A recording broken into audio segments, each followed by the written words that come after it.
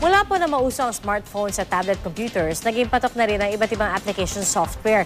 Pero kung dati po apps lang nagawa ng mga banyaga ang nilalaro o ginagamit na ating mga kababayan, ngayon po meron ring apps na talaga namang tatak Pinoy. Balitang hatid ni Leigh Alves. Matapos ang trabaho at meeting sa opisina, pwede na raw mag-unwind si Louie in an instant. Makinig ng musika, manood ng pelikula, maglaro, mag-drawing, at kumanta. Kahit iba na ang minamahal mo. Gamit lang ang paborito niyang apps o applications sa kanyang tablet computer. Ang gaganda ng mga applications right now na talagang para kang may dalang computer. Minsan nga mas maganda pa kasi yung apps are so user-friendly. Naging in-demand daw ang applications o program tasks ng mauso ang tablet computers at smartphones. Isa tayo sa mga capital ng cellphones.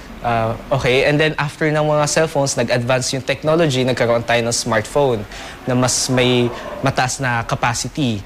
Kaya natin mag-install ng mas magagandang games. Sa Pilipinas, games ang punteriya ng ilang software developers tulad ng grupo ni Edison Zelda.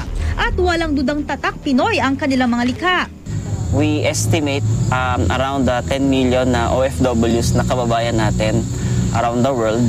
So why not come up with Pinoy games na tiyak na magugustuhan nila.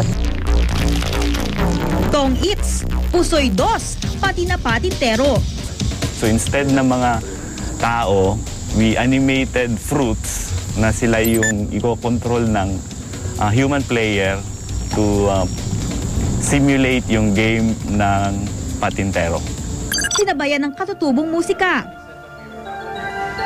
At dinisenyuhan ng mga sikat na tanawin sa Pilipinas. Pagdating sa applications at software development, hindi nga raw pahuhuli ang mga Pilipino. Takbuhan nga raw ang Pilipinas maging sa apps outsourcing. Preferred na tayo kaysa sa India. Dahil sa cost and quality na din ng mga software na din-develop natin. Mas nagiging competitive yung mga Filipino programmers natin. Ang game development firm na ito sa Makati, pinapasigla ng kanilang 90% ng kliyente overseas. Ang Heart for Life tutorial app nilang ito halimbawa na nagtuturo ng tamang pagsagip sa taong inatake sa puso, kinumisyon pa sa kanila ng Singapore Heart Foundation. For emergency situations, people can at least they're instructed when they're instructed on what to do when there's an emergency relating to heart attacks. Isang application naman na gawang Pinoy kung saan pwedeng pagsabayin ng video chat at note-taking ang napiling finalist sa Google Apps Developer Challenge ngayong taon. Sobrang tuwa kasi hindi namin na-expect talaga dahil nga parang isang gabi namin ginawa tapos wow, nakapasok yung app natin. Yung competition, sinusubukan niyang alamin kung gaano kagaling yung mga developers na mag-integrate sa technologies.